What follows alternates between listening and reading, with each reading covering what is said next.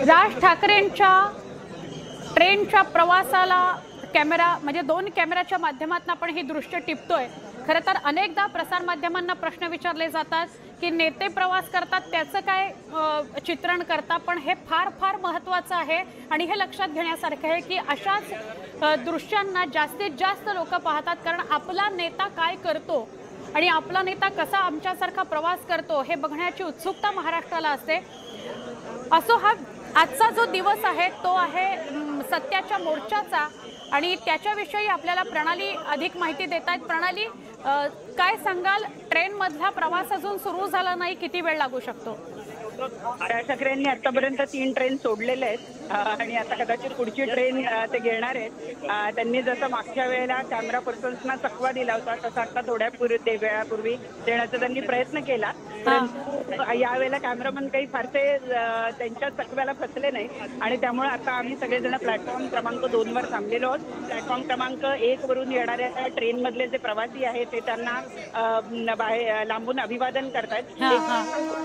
त्याच्या दृष्टीने अत्यंत महत्त्वाचं आहे। या मोर्चामध्ये आपली ताकद दाखवून देण्याचा प्रयत्न मनसे अध्यक्ष राज ठाकरे करणार आहेत। त्यांनी सगळ्या त्यांचे जे पदाधिकारी आहेत त्यांना या मोर्चाची जय्यत तयारी करायला सांगितलेली होती आणि त्यानुसार ही तयारी पूर्ण झालेली आहे आणि आता पुढच्या काही मिनिटांमध्ये या ठिकाणी जी ट्रेन येते ती ट्रेन मनसे अध्यक्ष राज ठाकरे घेणार आहेत आणि त्यासाठी संपूर्ण व्यवस्था जी आहे ती केलेली आहे। आतापर्यंत 3 ट्रेन खरं तर त्यांनी सोडल्या, त्यामुळे एक मोठी अडचण झालेली होती, परंतु पोलीस प्रशासन आणि सगळे या ठिकाणी उपस्थित असलेले सुरक्षा रक्षक हे या ट्रेनमध्ये सगळ्यांना सुरक्षित व्यवस्थित पोहोचवण्याचा प्रयत्न करतील। ट्रेन आलेली आहे, ही चर्चगेटला जाणारी स्लो प्लॅटफॉर्मवरची ट्रेन आहे। या ट्रेन मधल्या प्रवाशांशी संवाद साधत मनसे अध्यक्ष या ठिकाणी प्रवास करणार आहेत। प्रणाली, आपल्याला सुद्धा या ट्रेनने प्रवास करायचा असेल, त्यामुळे आपण प्रेक्षकांना सांगूया, प्रणाली कापसे आणि आमच्या प्रतिनिधी सुस्मिता या राज ठाकरेंच्या ताफ्याबरोबर चर्चगेट पर्यंत जातील, ट्रेनने प्रवास करतील। आता ही चर्चगेट ट्रेन आहे समोर आणि कदाचित ते या ट्रेनमध्ये चढतील अशी अपेक्षा करूया। पण जसं प्रणाली सांगत होत्या की सामान्यांना जसं एक एक ट्रेन सोडत वाट बघत बसावी लागते प्लॅटफॉर्मवर, तसंच आज राज ठाकरेंचं झालं। 3 ट्रेन राज ठाकरेंनी गर्दीच्या सोडल्या आणि त्याच्यानंतरची ट्रेन ते आता पकडतील अशी अपेक्षा आहे। राज ठाकरे खूप वर्षांनी ट्रेनने प्रवास करत आहेत। आतापर्यंत त्यांचा ट्रेनचा प्रवास तो कल्याण दादर जो होता त्याच्या व्यतिरिक्त बघायला मिळाला नाही, तोही काही वर्षांपूर्वीचा होता। तर राज ठाकरेंनी जसं प्रणाली म्हणाली की थोडा प्रसार माध्यमांना चकवा देण्याचा प्रयत्न केला, पण यावेळेला माध्यमं काही चुकली नाहीत आणि ही सगळी दृश्य न्यूज 18 लोकमतची वर आपण बघताय। प्रणाली, ही 4थी ट्रेन राज ठाकरेंनी सोडली का काय नेमकं?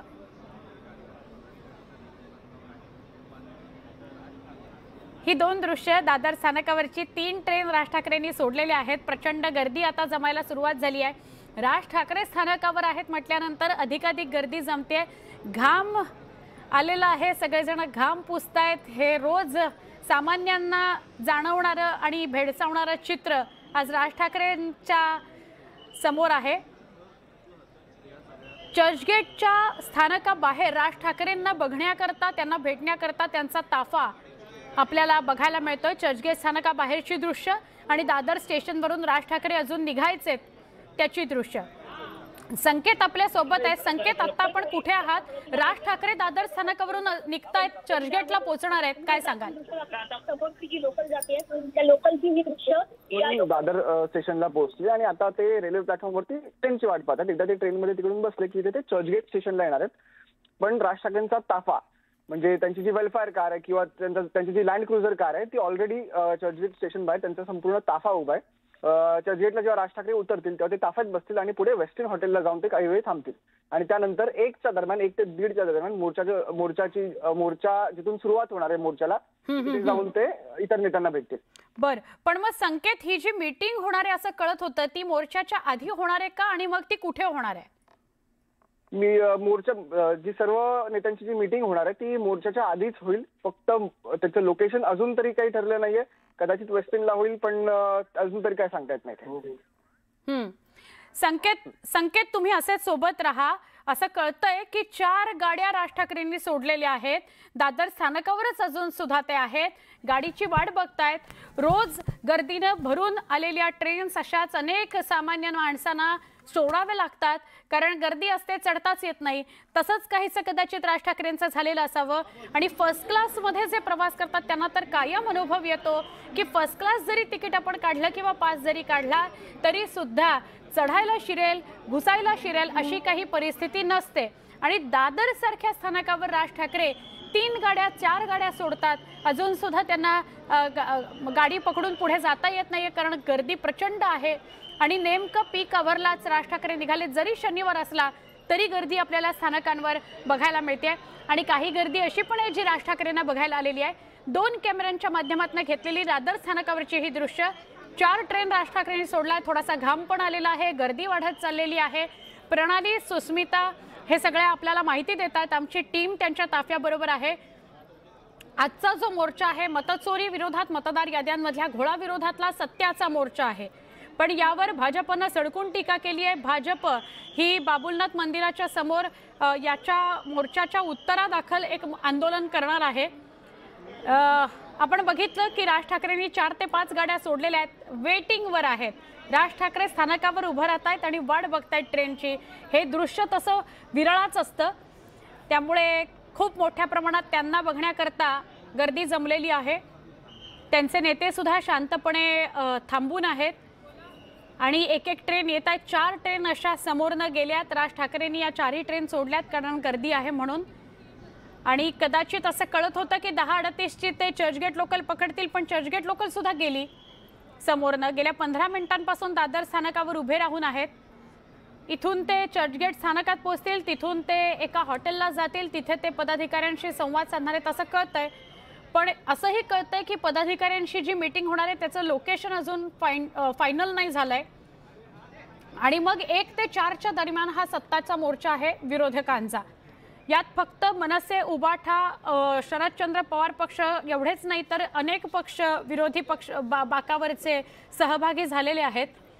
आणि ते 1 ते 4 दरम्यान हा सत्याचा मोर्चा काढणार आहेत, फॅशन स्ट्रीट ते महापालिका कार्यालय इथपर्यंत. दादर ते चर्चगेट असा खूप वर्षांनंतरचा राज ठाकरेंचा लोकल प्रवास. राज ठाकरे हे ट्रेननं प्रवास करत, प्रवाशांशी बोलत बोलत मतचोरी संदर्भात, मतदार याद्यांमधल्या घोळासंदर्भात संवाद साधत जाणार आहेत असं कळलंय. राज ठाकरेंनी जेव्हा मनसेच्या पदाधिकाऱ्यांचा मेळावा घेतला तेव्हाच हे क्लिअर केलेलं होतं की बस गाड्या, 4 व्हीलर, 2 व्हीलर तिकडे आणू नका, जेणेकरून तिथे वाहतूक कोंडी होईल. त्यापेक्षा ट्रेननं, सार्वजनिक वाहतूक व्यवस्थेनं प्रवास करा. आणि मी स्वतः सुद्धा ट्रेननं प्रवास करणार आहे असं तेव्हाच त्यांनी स्पष्ट केलेलं होतं. तर आता ते लोकलची वाट बघतायत. ते किती वाजताची ट्रेन पकडणार आहेत हे अजून समोर आलेलं नाही, पण 3 ते 4 लोकल त्यांनी सोडल्यात असं कळतंय. आमच्या प्रतिनिधी प्रणाली आणि सुस्मिता त्यांच्या ताफ्यासोबत आहेत, त्यांच्याकडून आपण अधिक माहिती घेऊया. प्रणाली, गर्दी वाढत चाललेली आहे का? सुस्मिता, गर्दी वाढत चाललेली आहे का आता?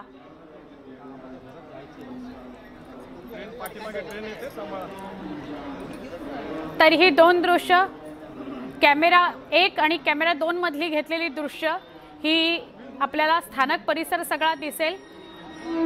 आणि स्थानक परिसरामध्ये खूप मोठ्या प्रमाणात प्रसारमाध्यमांचे प्रतिनिधी आहेत. राज ठाकरेंबरोबर काही नेते आहेत, त्यांचा सिक्युरिटीचा ताफा आहे, पोलिसांचा सिक्युरिटीचा ताफा आहे.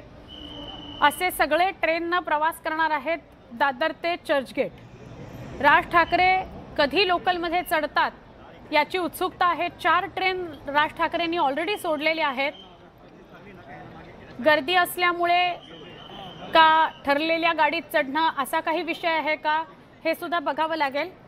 उद्धव बाळासाहेब ठाकरे पक्षाचे उद्धव ठाकरे, काँग्रेसचे बाळासाहेब थोरात आणि विजय वडेट्टीवार आणि स्वतः शरदचंद्र राष्ट्रवादी काँग्रेस पक्षाचे स्वतः सर्वेसर्वा शरद पवार या मोर्चात सहभागी होणार आहेत. राज ठाकरे इथून निघतील, पुढच्या 20-25 मिनिटात ते चर्चगेटला पोहोचतील. तर चर्चगेटला ऑलरेडी त्यांचा गाड्यांचा ताफा तयार आहे. तो त्यांना एका हॉटेलमध्ये नेणार आहेत, जवळच्याच एका हॉटेलमध्ये, जिथे ते आपल्या काही पदाधिकाऱ्यांशी बोलतील आणि त्यानंतर ते मोर्चाच्या स्थानकापाशी निघतील, मोर्चाच्या स्थळापर्यंत पोहोचतील असं कळतंय. मोर्चाचं स्थळ काय तर फॅशन स्ट्रीटची जी सुरुवात होते तिथपासून ते महापालिकेपर्यंत हा मोर्चा जाणार आहे. राज ठाकरे यांना घाम आलेला आहे, ते पदाधिकाऱ्यांशी त्याविषयी बोलत होते। खरं तर सध्या ऑक्टोबर संपला आणि नोव्हेंबर सुरू झाला तरी सुद्धा आपल्याला ऑक्टोबर हीट अशी काही जाणवलीच नाही, कारण पाऊस अजून सुद्धा पडतोच आहे। कालपर्यंत पाऊस पडत होता, काल संध्याकाळी मुंबईमध्ये मुसळधार पाऊस पडत होता आणि आज हा मोर्चा निघतोय 1 ते 4 दुपारचं 1 वाजल्यापासून 4 वाजेपर्यंतचा हा मोर्चा आहे। सत्याचा मोर्चा असं त्याला नाव दिलं गेलंय।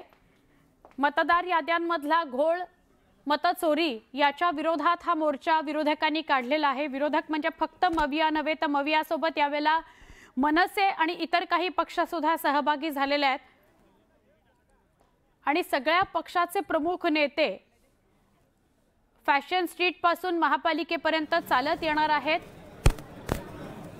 आणि या महापालिकेच्या समोरच्या भागात रस्त्यावरच एक सभा होईल असं कळतंय आणि त्यानंतर या मोर्चाची सांगता होईल अशी माहिती मिळते। अजून देखील आत्ता वाजलेले आहेत 11:45 तरी देखील 11:45 वाजलेत तरी अजून मोर्चाला परवानगी मिळालेली नाही, पण मोर्चा होणारच आहे याच्यावर ठाम आहेत सगळे विरोधक आणि त्याप्रमाणे नियोजन जसं केलेलं होतं त्याप्रमाणे राज ठाकरे घरातून निघाले, त्यांच्या कारने ते स्थानकात आले, दादर स्थानकातनं सरकत्या जिन्यावरनं ते स्टेशनवर उतरले आणि आता स्टेशनवरून 4 ते 5 ट्रेन त्यांनी सोडलेल्या आहेत। 15-20 मिनिटांपासून थांबून आहेत स्टेशनवर आणि आता लोकल येईल, लोकलने ते चर्चगेटला जातील, पण 3-4 ट्रेन त्यांना सोडाव्या लागल्यात। खरं तर सामान्यांसाठी ही फार कॉमन गोष्ट आहे, इतकी गर्दी असते ट्रेनमध्ये की 2-3 ट्रेन सोडाव्याच लागतात प्रत्येक दिवशी सामान्याला। आज तीच वेळ आली आहे राज ठाकरेंवर। राज ठाकरेंना 3 ते 4 गाड्या सोडाव्या लागल्यात। आता ते दादर ते चर्चगेट प्रवास करतील, त्या प्रवासादरम्यान ते प्रवाशांशी संवाद साधणार आहेत असं कळतंय आणि त्यांचा संवादाचा विषय असेल मतचोरी, मतदार याद्यांमधला घोळ। राज ठाकरेंनी स्वतः प्रेझेंटेशन सादर करत कुठे कसे घोळ आहेत, कसा नावांमध्ये आणि घरांच्या क्रमांकांमध्ये चूक आहे, कसे फोटो चुकीचे आहेत, नावं चुकीची आहेत, अशा वेगवेगळ्या उदाहरणांसकट मतचोरी विषयी वाचा फोडलेली होती आणि तेच आपल्याला उबाठाच्या राज ठाकरे ट्रेनमध्ये चढलेले आहेत ही थेट दृश्य। राज ठाकरेंनी सरते शेवटी ट्रेन पकडली, फर्स्ट क्लासमध्ये ते चढले। प्रचंड गर्दी, गोंधळ, प्रसार माध्यम सुद्धा आणि लोकांचा सुद्धा गोंधळ, लोक सुद्धा घोषणाबाजी करतायत। राज ठाकरे ज्या डब्यात चढले त्याच डब्यात सगळ्यांना चढायचं होतं, त्यामुळे ही एक्सक्लुझिव्ह दृश्य न्यूज 18 लोकमतवर। राज ठाकरे ट्रेनमध्ये चढलेत, फर्स्ट क्लासचा डबा, प्रचंड गर्दी। रोज या गर्दीतनं सामान्य माणूस प्रवास करतो, आज त्यांचा नेता या गर्दीतून प्रवास करतोय। आतून गर्दी, बाहेरनं सुद्धा लोक त्यांना बघण्याकरता गर्दी करतायत। फर्स्ट क्लासच्या डब्यात राज ठाकरे बसलेले आहेत आणि राज ठाकरेंच्या आजूबाजूला प्रचंड गर्दी बघायला मिळते। राज ठाकरे गर्दी करू नका असं सांगतायत, पण प्रचंड गर्दी त्यांना बघण्याकरता आणि भेटण्याकरता। अर्थात आपला नेता लोकलनं प्रवास करतोय म्हटल्यावर गर्दी ही होणारच, त्यामुळे ही गर्दी झालेली आहे। राज ठाकरेंच्या बाजूला सरदेसाई, राज ठाकरेंच्या समोर सरदेसाई बसलेले आहेत, बाळा नांदगावकर समोर आलेले आहेत। राज ठाकरे आज लोकलने खूप दिवसांनी प्रवास करतायत, फर्स्ट क्लासच्या डब्यातून प्रवास करतायत, बाहेरनं लोक त्यांना बाय बाय करतायत। उत्सुकता आहे त्यांना बघण्याची आणि आपल्या नेत्याला ट्रेनमध्ये बघण्याची। आणि अजून एक महत्त्वाची बाब ती म्हणजे राज ठाकरेंना बसायला सुद्धा मिळालंय। खरं तर अशा वेळेला, या वेळेला जर तुम्ही ट्रेनने प्रवास केलात 11 वाजता, आज शनिवार आहे म्हणून, पण अदरवाईज तुम्ही 11 वाजता कुठल्याही दिवशी जर ट्रेनने प्रवास केला तुम्हाला बसायला मिळत नाही। जे लोक सुरुवातीला पहिल्या स्थानकावरनं बसतात त्यांनाच बसायला मिळतं, बाकीच्यांना उभं राहून प्रवास करावा लागतो। राज ठाकरेंना सुदैवानं बसून प्रवास करायला मिळतोय, फर्स्ट क्लासच्या डब्यामध्ये बसून ते चर्चगेट पर्यंत जाणार आहेत।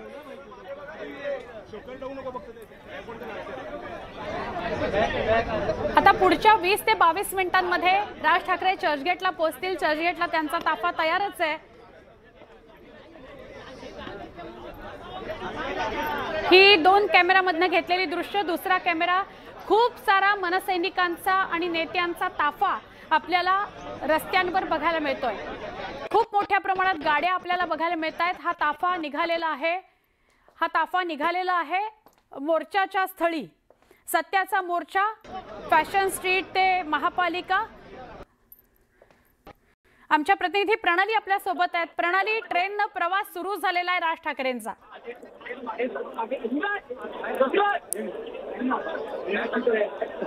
प्रणाली, हॅलो प्रणाली, ट्रेनचा प्रवास राज ठाकरेंचा सुरू झालाय आणि मुख्य म्हणजे त्यांना बसायला पण मिळालंय. अगदी खरंय, मनसे अध्यक्षांना बसायला पण मिळालेलं आहे आणि त्यांचे कार्यकर्ते पदाधिकारी या ठिकाणी व्यवस्थितपणे चढलेले आहेत. आता मुद्दा असा आहे की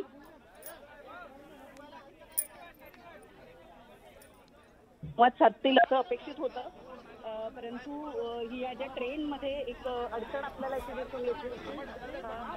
प्रवासी कमी आहे.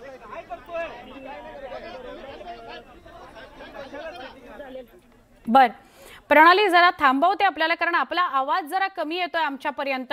पण सुस्मिता सुद्धा आपल्या सोबत आहेत आणि हा फर्स्ट क्लासचा डबा आहे, तो सिंगल डबा असल्या कारणाने कदाचित त्यांना प्रवाशांशी आजूबाजूच्या बोलता येत नसेल कारण पदाधिकारी आणि सिक्युरिटीचीच एवढी गर्दी जमली की. सुस्मिता, काय अधिक सांगाल? सुस्मिता आणि प्रणाली आपल्या सोबत आहेत पण त्याही ट्रेननं प्रवास करतायत त्यामुळे त्यांचा आवाज आपल्यापर्यंत पोहोचत नाहीये. सत्याच्या मोर्चाकरता राज ठाकरे ट्रेननं प्रवास करतायत. खूप वर्षांनी राज ठाकरेंनी ट्रेननं प्रवास केलेला असणार आहे त्यामुळे आत्ता राज ठाकरेंच्या मनामध्ये काय प्रश्न आणि काय मनात त्यांचा विचार असतील हे जाणून घेणं खरं तर खूप खूप महत्त्वाचं आणि औत्सुक्याचं आहे. आमच्या प्रतिनिधी सुस्मिता आपल्या सोबत आहेत. सुस्मिता, काय सांगाल? आपण बघतोय की राज ठाकरे यांनी 10:38च्या लोकलनं चर्चगेटच्या दिशेनं आता प्रवास सुरू केलेला आहे. दादर स्टेशनवर आल्यानंतर वेगवेगळ्या पद्धतीनं आपण जर बघितलं तर राज ठाकरे यांचे फोटो टिपण्यासाठी किंवा राजकीय नेते लोकलला प्रवास करतात हे पाहण्याचं औत्सुक्य लोकांच्या चेहऱ्यावर आपल्याला पाहायला मिळत होतं. खरं तर राज ठाकरे हे फर्स्ट क्लासच्या डब्यातनं जरी प्रवास करत असेल तरी सुद्धा मोठ्या प्रमाणात गर्दी ही या लोकलच्या डब्यामध्ये आपल्याला पाहायला मिळते. अनेक जे कार्यकर्ते आहेत मनसेचे ते यापूर्वीपासूनच या ट्रेननं प्रवास करत होते, ते देखील या लोकलमध्ये सहभागी झालेले आहेत आणि या मोर्चामध्ये ते उपस्थित राहणार आहेत. राज ठाकरेंसोबत ते प्रवास करतायत. या प्रवासादरम्यान राज ठाकरे आपल्या सहकाऱ्यांशी जे सहप्रवासी आहेत त्यांच्याशी संवाद साधताना आपल्याला पाहायला मिळतात. दुसरीकडे आपण जर बघितलं तर चर्चगेट स्टेशन बाहेर सुद्धा राज ठाकरे यांच्या स्वागतासाठी तयारी ही करण्यात आलेली आहे. त्यांचा ताफा तिथं तैनात करण्यात आलेला आहे. सध्या आपण बघतोय दृश्यांमध्ये राज ठाकरे हे सहप्रवाशांसोबत संवाद साधतायत. विंडो सीटच्या जवळ अगदी ते बसलेले आपल्याला पाहायला मिळतात. गेल्या अनेक वर्षांनंतर राजकीय कारकीर्द सुरू झाल्यानंतर आपण जर विशेषतः बघितलं तर राज ठाकरे हे फार क्वचितच लोकलने प्रवास करताना पाहायला मिळेल. त्यातील हा एक महत्वाचा क्षण. ज्या पद्धतीचा सत्याचा मोर्चा होऊ घातलेला आहे, या मोर्चामध्ये मोठ्या संख्येनं मनसे सैनिक, शिवसैनिक, राष्ट्रवादी काँग्रेसचे कार्यकर्ते सहभागी होणार आहेत. त्या मोर्चामध्ये कुठेही वाहनांची गर्दी होऊ नये, सर्वसामान्यांना त्रास होऊ नये याकरता स्वतः लोकलनं प्रवास करणार आहोत आणि तुम्ही देखील लोकलनंच प्रवास करा अशा पद्धतीच्या सूचना राज ठाकरे यांनी दिलेल्या होत्या. आता आपण बघतोय की अगदी त्यांचे फोटो काढण्यासाठी त्यांच्या सोबत प्रवास करणारे जे प्रवासी आहेत ते इथे जमायला सुरुवात झालेली आहे. आता लोअर परेल स्थानकाच्या जवळ ही लोकल येऊन पोहोचलेली आहे आणि लोअर परेल नंतर थेट चर्चगेट पर्यंतचा हा प्रवास असणार आहे. साधारणपणे 15 ते 20 मिनिटं या प्रवासादरम्यान लागतात. परंतु मुंबईचा विचार केला तर मुंबईमध्ये जे पीक आवर्स म्हणतो त्या पीक आवर्स मधनं प्रवास करणं ही सोपी गोष्ट नाही. मतदार यादीवर त्याच ईव्हीएम वर निवडून आले. मग आता ते खोटे निवडून आले होते का? ते 31 खासदार त्यांनी मतचोरी केली होती का?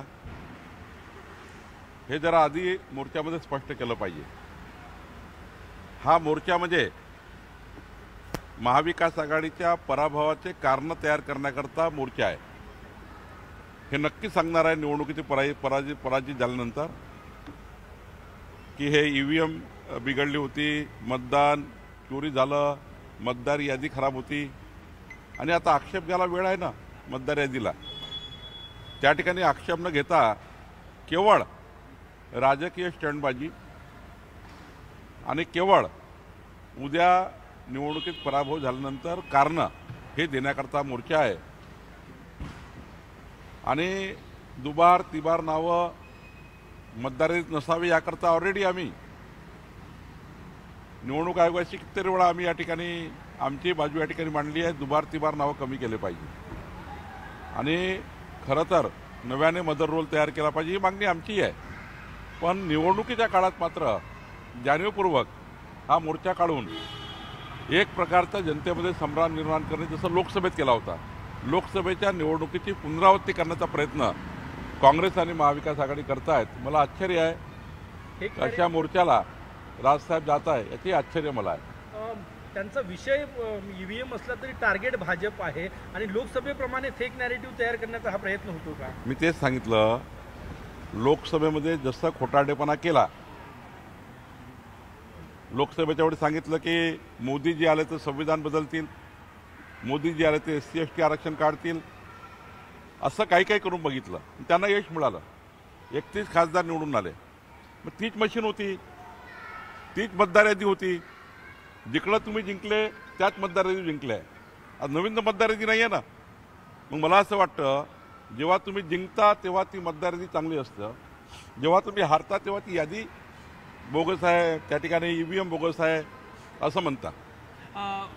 काँग्रेस रणनीतीच्या दृष्टिकोनातून बरेचसे काँग्रेसचे वरिष्ठ नेते या मोर्चापासून अलिप्त राहतात. बिहार निवडणुकीची आणि इथे मोर्चात राज ठाकरेची उपस्थिती म्हणून बिहारमध्ये नुकसान होतं हे काँग्रेसला वाटतंय. महाविकास आघाडीचे अंतर्गत धुसफूस खूप आहे. महाविकास आघाडीच्या प्रत्येक पक्षाच्या नेत्यामध्ये मतभेद आहे. काँग्रेसमध्ये 4 तोंड 4 कडे आहे. काँग्रेसमध्ये एकवाक्यता नाही आहे आणि त्यामुळे काँग्रेसच्या 4 नेत्याला जर विचारलं, काही लोक म्हणतात मोर्चा अयोग्य आहे, काही लोक आता पक्षाची बाजू मांडण्याकडे जात आहे. पण त्यांनाही माहिती आहे ह्या मोर्चात काही दम नाही आहे, या मोर्चाने काही होणार नाही, केवळ खोटारडेपणा होईल आणि उद्या निवडणुकीमध्ये महायुती 51% वर मतं घेऊन जिंकेल आणि आपला खोटारडेपणा होईल हे त्यांना वाटतं आहे. राज ठाकरे लोकलने प्रवास करून मेट्रो मोर्चाकडे जाते. घराजवळ मेट्रो स्टेशन सुद्धा, मुंबईचा विकास पाहता आला असता. आता राजसाहेबांनी त्या मेट्रो स्टेशनमध्ये जाऊन किंवा मेट्रो रेल्वेने जाऊन हे कार्यकर्त्याला एक संदेश आहे की मी मेट्रोने चाललो, तुम्ही या. लोकलने चालले. हा, लोकांनी ठीक आहे. पण काल भाजपने त्यांना आव्हान दिलं होतं की तुम्ही मेट्रोनी प्रवास करा, पण त्यांनी मेट्रोनी न जाता लोकलने जाता 5 लोकल त्यांनी सोडलं आणि आता 6वी लोकल पकडली. ठीक आहे, लोकलने नेत्याने एखाद्या वेळी गेलंही पाहिजे, त्याला काय फरक, त्याला काय नवीन आहे. सगळ्या विरोधकांचं म्हणणं आहे मोर्चातून की जोपर्यंत मतदार याद्या स्वच्छ होत नाही तोपर्यंत निवडणुका घेऊ नका, त्याला वर्ष लागलं तरी चालेल. स्थानिक स्वराज्य संस्थेच्या निवडणुका या लोकसभा आणि विधानसभेच्या यादीवरच होतात. लोकसभेच्या यादीवर प्रामुख्याने होतात आणि त्यामुळे जोपर्यंत मदर रोल म्हणजे SIR पूर्ण यादी स्क्रॅप करू, नवीन मतदार यादी येणे, याला लोकसभेच्या निवडणुकीच्या पूर्वी ही यादी करून घ्यावी लागतं. ती नवीन यादी करून घ्यावं लागतं. ती यादी मग संपूर्ण निवडणुकीला अप्लिकेबल असतं. लोकसभेच्या निवडणुकीला वापरलेली यादी ही विधानसभेला वापरतात आणि विधानसभेला वापरलेली यादी ही स्थानिक स्वराज्य संस्थेला वापरतात. त्यामुळं हे जे चालू आहे हा त्या ठिकाणी समजावून निर्माण करणं सुरू आहे. त्यांनाही माहिती आहे की निवडणुका होणार आहे, ते निवडणुकीत पराजित होणार आहे, त्यांना सर्व माहिती आहे. त्यामुळं ते निवडणुकीचा पराभव लपवण्याकरता करतायत. तुम्ही म्हणाले काँग्रेसचे 4 नेते 4 दिशेत तोंड करून, आजी प्रदेशाध्यक्ष माजी प्रदेशाध्यक्ष दोन्ही आज ॲब्सेंट आहेत. मी तुम्हाला तेच सांगतो, कुणाच एकवाक्यता नाही आहे. काँग्रेसचे सर्व नेत्यांचे तोंड एकामेकाकडे आहे, म्हणजे कोणी एकामेकाशी बोलायला तयार नाही. विसंवाद आहे आणि अशा परिस्थितीमध्ये जो मुख्य पक्ष काँग्रेस आहे तोच या ठिकाणी विसंवाद असल्यामुळं कुठल्याही त्या ठिकाणी निवडणुकीच्या अजेंड्यावर नाही आहे. आता हा मोर्चा ठाकरे बंधूंनी जाहीर केल्यामुळं त्या ठिकाणी कोणी ना कोणी जातील, आपलं त्या ठिकाणी अपीयरन्स दर्शवतील. पण काँग्रेसची मूळ भूमिका जी आहे आपसात बसण्याची आणि आपसात बसून निर्णय करण्याची, या भूमिकेपासून काँग्रेस दूर गेली आहे. दोन्ही ठाकरे बंधू एकत्र आल्यावर मुंबई महानगरपालिकेत काही परिणाम होईल असं वाटतं का भाजपला? आम्हाला काय कुणाची एकत्र आलं काही फरक पडत नाही. आम्ही 51%ची तयारी केली आहे. आमची महायुती 51% जिंकेल. जनतेचा विश्वास आहे, देवेंद्र फडणवीस सरकारवर लोकांचा विश्वास आहे, मुंबईच्या विकासावर विश्वास आहे, संपूर्ण महाराष्ट्रामध्ये शेतकऱ्याच्या पाठीशी आम्ही राहिलेलो आहे. त्यामुळं डबल इंजिन सरकार, देवेंद्र फडणवीसचं सरकार, मोदींचं सरकार, डबल इंजिन सरकारच्या माध्यमातूनच महानगरपालिका नगरपालिकेमध्ये विकास होऊ शकतो हे जनतेला माहिती आहे. शेवटी स्थानिक स्वराज्य संस्था ज्या असतात त्याला सरकारचं पाठबळ लागतं. आणि म्हणून त्या ठिकाणी लोक आमच्या पाठीशी राहतील. अजितदादांनी म्हटलं की 0% व्याजदरांनी कर्ज देऊनही नेहमी माफ कशाला, फुकटचं कशाला, कर्जमाफीची चर्चा सुरू असताना दादांचं असं वक्तव्य. नाही, काल मी बघितलं त्यांनी शेतकऱ्यांना कर्जात जाऊ नये, शेतकरी पुन्हा कर्जात जाऊ नये याकरता काही उपाययोजना सरकार करत आहे. दुसरं त्यांनी सांगितलं की आम्ही निवडणुकीचे आश्वासन दिलं होतं, पण हे नाही म्हटलं आम्ही पाळणार नाही. कुठेच त्यांच्या क्लिपमध्ये असं नाही आहे. त्यांनी स्वतः या ठिकाणी परवा कर्जमाफीच्या विषयाकरता पुढाकार घेतला. स्वतः एकनाथजी, अजितदादा, देवेंद्रजी आम्ही सर्व होतो आणि त्यांनी अजितदादांनी अत्यंत त्या ठिकाणी काळजीपूर्वक आपल्या या शेतकरी कर्जमाफीला समर्थन दिलं. त्यांनी सांगितलं हे केलं पाहिजे, पण करताना मात्र आपण निकष ठरवले पाहिजे, निकषावर कर्जमाफी केली पाहिजे.